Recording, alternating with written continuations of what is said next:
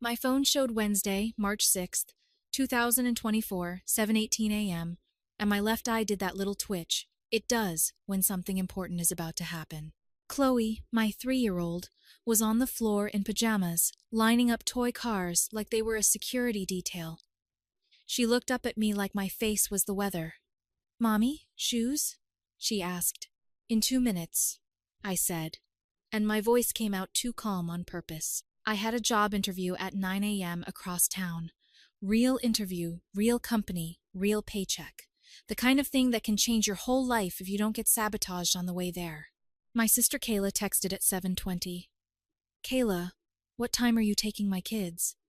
I stared at it. Then another text. "Kayla, hello." Then a missed call. I didn't pick up because this wasn't new. This was the same movie. Same plot. Different excuse. My phone rang again.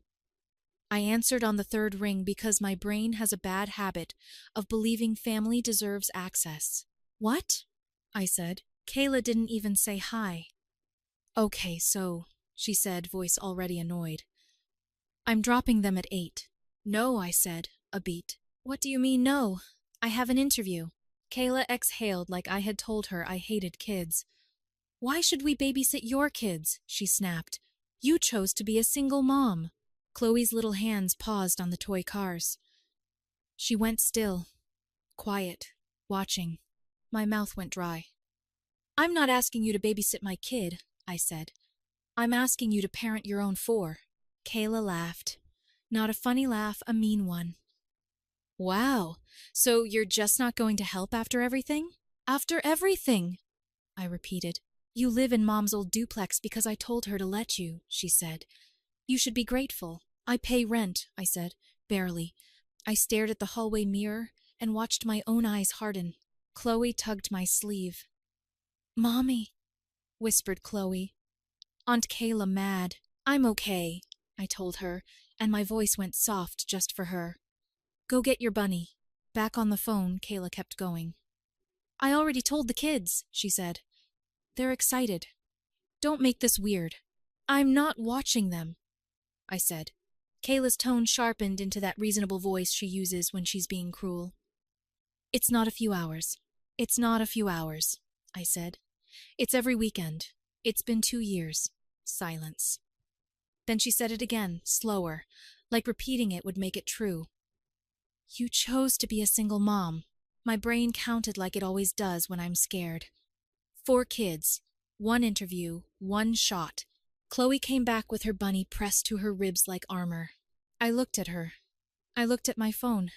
Kayla was still talking, already planning over my life. "I'm leaving at 8. Don't be late, and make sure you have snacks," she said. I didn't scream. I didn't argue. I didn't do the thing where I beg someone to see me as a person. I said nothing. I just opened my contacts, tapped her name, and hit block. The call died. The room went quiet, except for Chloe's tiny breathing. She blinked up at me like she was waiting for the sky to decide. I crouched down and kissed her forehead. "We're going to do something different," I told her. And I meant it. I'm Carissa. I'm 29, and I live in Toledo, Ohio, in a small duplex my mom owns, because it was the cheapest way to keep a roof over my head after my divorce. I'm not proud of that detail, but it's true. My ex Darren left when Chloe was 6 months old. Not the dramatic leaving, the quiet one. He needed space. He wasn't ready. He moved in with a woman from his CrossFit gym and started posting growth quotes like he'd discovered emotional maturity instead of cowardice. Child support was set to $287 a month on paper. In reality, I saw it twice in 8 months. So I did what single moms do. I stacked shifts. I sold stuff. I stopped buying anything that didn't keep us alive. I worked front desk at a dental office during the week and did catering gigs on weekends when I could. And that's where Kayla slid in. Kayla is 33, married to Bryce, and they have 4 kids. Jaden, 9. Mila, 7. Toby, 5. And Rory, 2. 2 years ago, Kayla showed up on a Friday afternoon with a smile that looked helpful.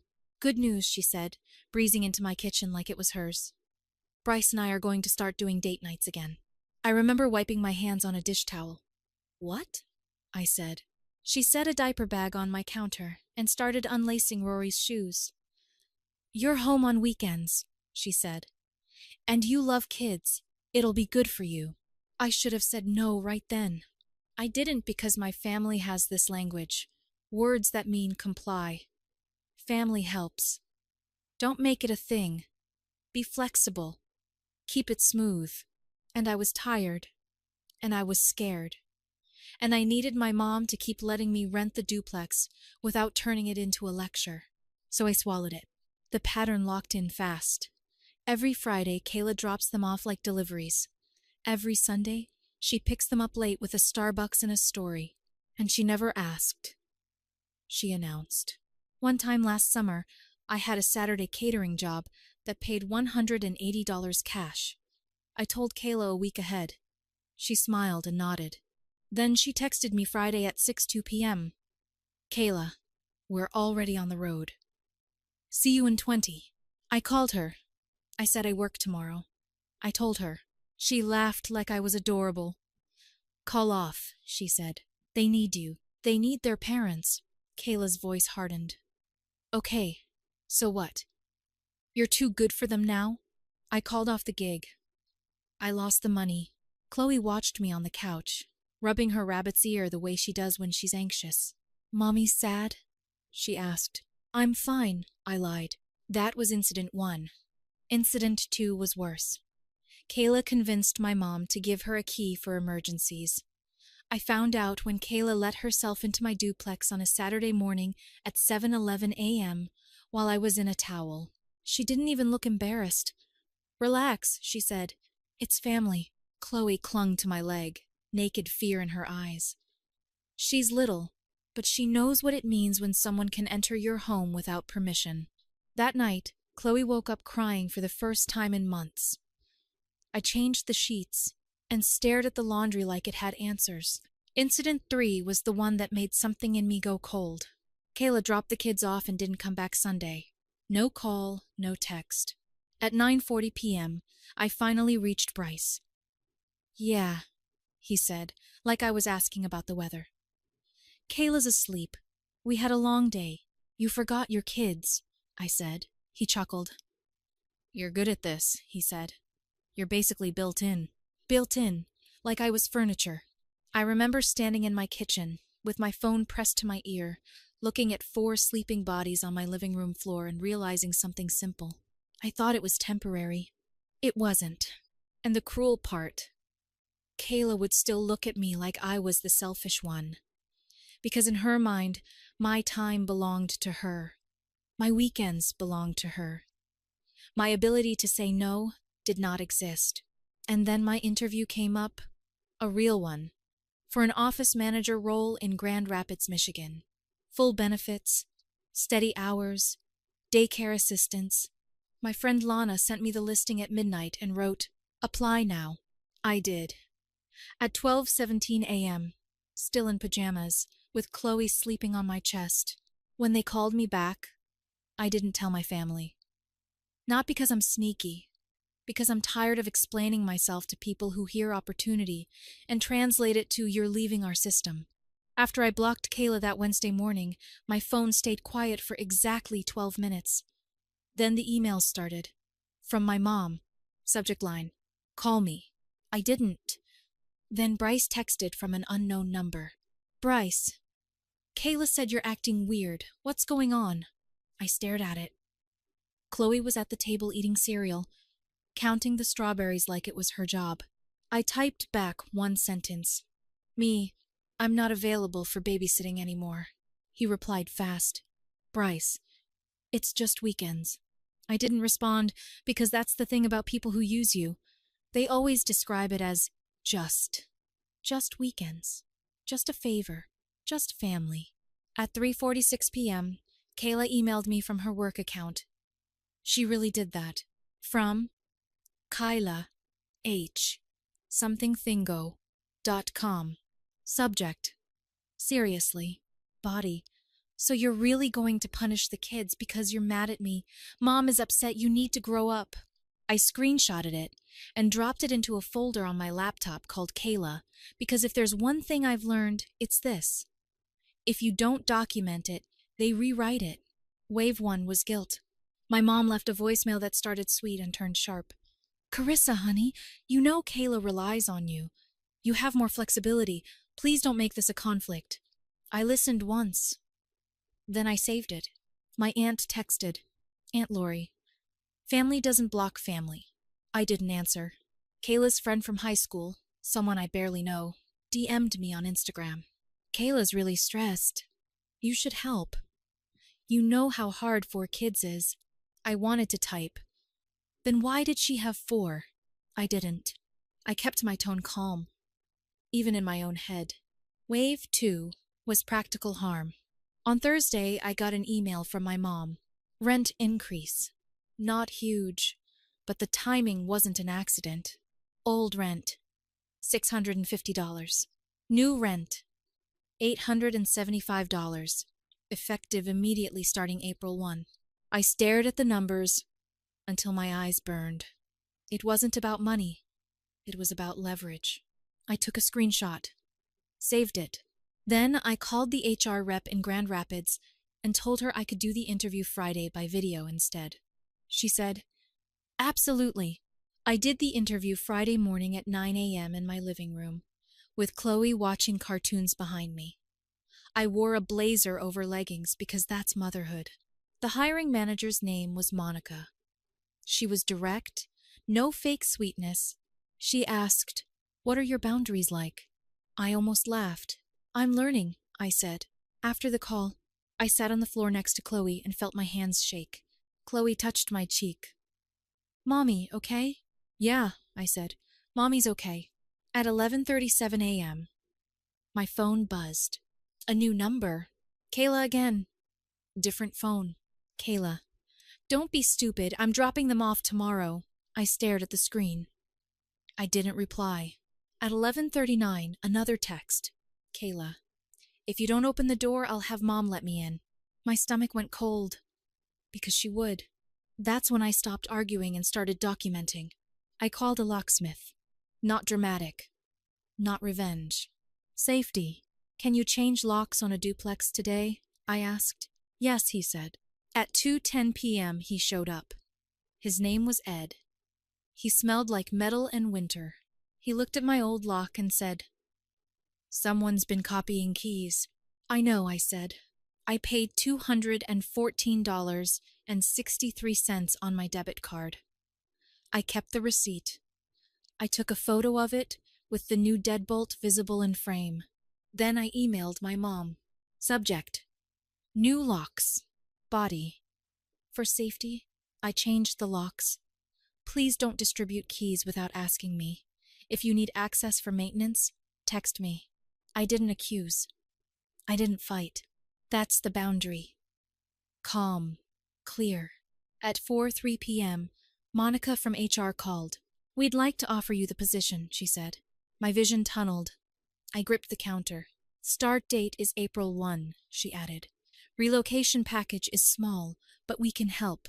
I looked at Chloe, who was humming to herself, spinning in a circle in the living room like joy was still allowed. Yes, I said. I accept. When I hung up, I didn't scream. I didn't cry. I opened my notes app and wrote, move out, March 22nd, truck booked, new daycare, apply Monday, forward mail. Do not tell Kayla, because telling Kayla would turn my plan into a fight, and I wasn't fighting anymore. I was leaving. Friday night, I put Chloe to bed early. I packed quietly. Not everything, just the important stuff. Birth certificates, social security card, my offer letter. The folder labeled Kayla with screenshots and dates. At 9:14 p.m., my Ring camera pinged. Motion detected. I opened the live view.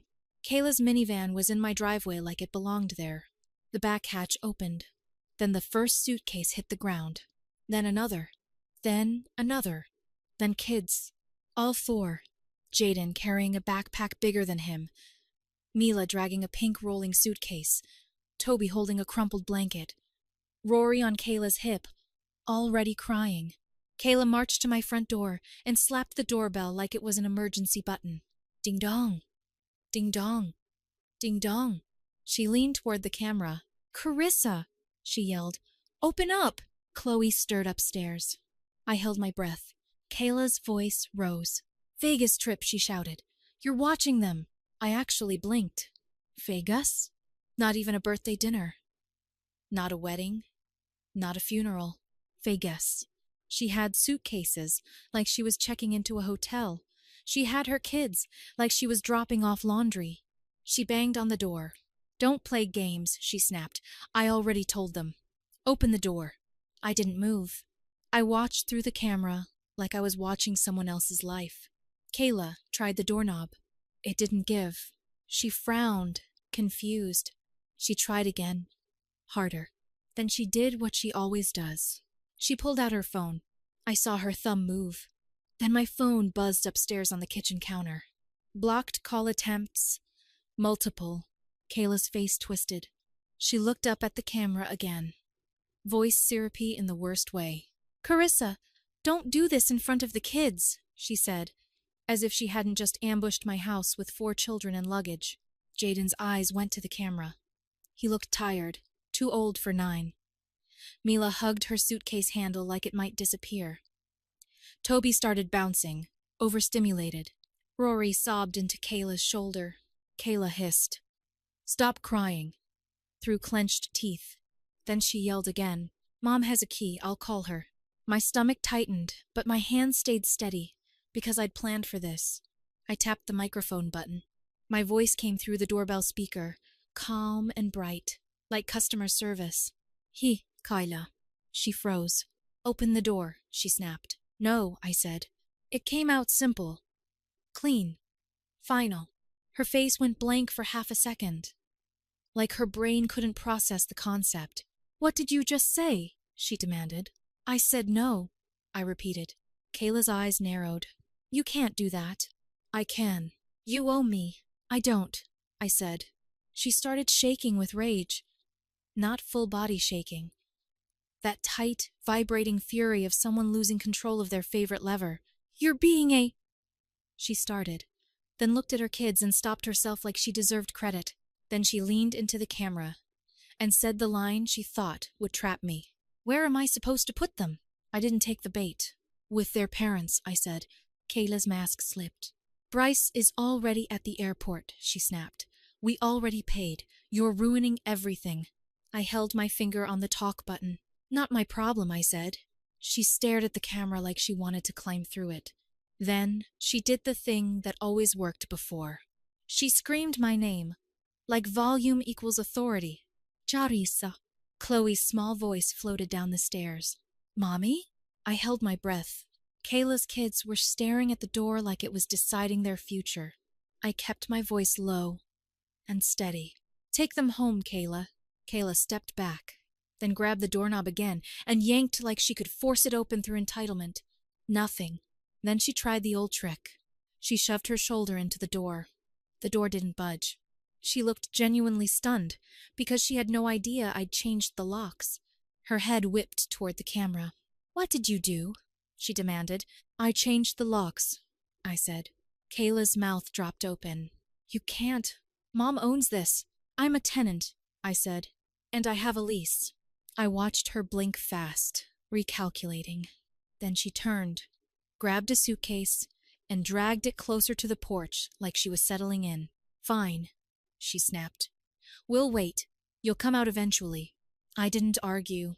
I didn't threaten. I did the irreversible step. I called the non-emergency line and reported trespassing calmly, with my address and the fact that children were involved. When the officer arrived 20 minutes later, Kayla's tone changed instantly. "Oh, thank God," she said, waving like this was all a misunderstanding. "My sister is refusing to help. She's having issues." The officer looked at the suitcases, looked at the kids, looked at my locked door. He spoke to the camera speaker when I answered. "Ma'am, do you want them removed?" "Yes," I said, "and I want it documented." Kayla's eyes went wide. "Are you serious?" she hissed. "Yes." Kayla snapped at the officer. "This is family," the officer said flat. "Family doesn't override consent." Kayla's face went red. And then, because the universe has a sense of timing, headlights swung into my driveway. A moving truck. Big white box truck with U-Haul in orange letters. My moving truck. Ed's deadbolt gleamed under the porch light. Kayla turned slowly, like she was in a horror movie, and the monster just stood up behind her. "What is that?" she whispered. I didn't need to explain. The driver climbed out. My friend Lana hopped down from the passenger side and waved at my camera, because she's petty in the healthiest way. Kayla stared at the truck, then at my door, then at her kids, and she finally understood something she never planned for. I wasn't negotiating. I was leaving. We moved the next morning, not in secret like a crime, but in daylight like a decision. Chloe sat on the steps with her bunny and watched the boxes leave like a parade. Kayla called from different numbers all week. I didn't answer. She emailed my work address twice. I forwarded both to myself and saved them. My mom showed up once, arms crossed in the driveway. "You embarrassed your sister," she said. "She embarrassed herself. And she scared my child. She's family." I looked at Chloe carefully, buckling her seatbelt, then back at my mom. Access to me isn't a family right. Next, Mom tried soft. She brought muffins like carbs could erase boundaries. "Kayla has been having a hard time. I've been having a hard time for 2 years," I said. I didn't take them. The last tactic came the day we left Ohio. Kayla texted Lana because she was blocked everywhere else. She sent a staged photo of her kids, with sad eyes. "Tell Carissa she's breaking their hearts." Lana showed me while we taped the last box. Chloe was drawing on cardboard, humming. I felt it settle. Clarity, not anger. I sent one line through Lana. "Kayla can speak to me through a lawyer if she needs anything in writing." She exploded, but she couldn't reach me. That was the point. Grand Rapids wasn't magic. Small apartment, cold winter, tight money, but the air felt different. Saturdays became pancakes and laundry, not chaos and Kayla's demands. Chloe started sleeping through the night again. One evening, she said casually, "Aunt Kayla can't come in." "Nope," I said. She nodded like that was normal. Because it should be. Months later, Kayla emailed, "Can we move past this? I'm sorry you felt overwhelmed. Let's start fresh." I replied with one word, "No." Then I blocked that too. My boundary isn't punishment. It's protection. Love doesn't require auditions, and I'm not available for that. Lesson from this story. Boundaries aren't selfishness. They're self-respect. For 2 years, she sacrificed her time, money, and child's peace for a sister who took it for granted. She feared conflict, family judgment, losing support. But real change came when she understood a simple truth. Access to her isn't a family right. It's a privilege. Love without respect is manipulation. Family that uses guilt as a control tool doesn't care about you. It cares about convenience. Sometimes the healthiest decision is to leave without explaining, without justifying, without waiting for permission. Just protect yourself and your child. This is a story about the courage to say no and never look back.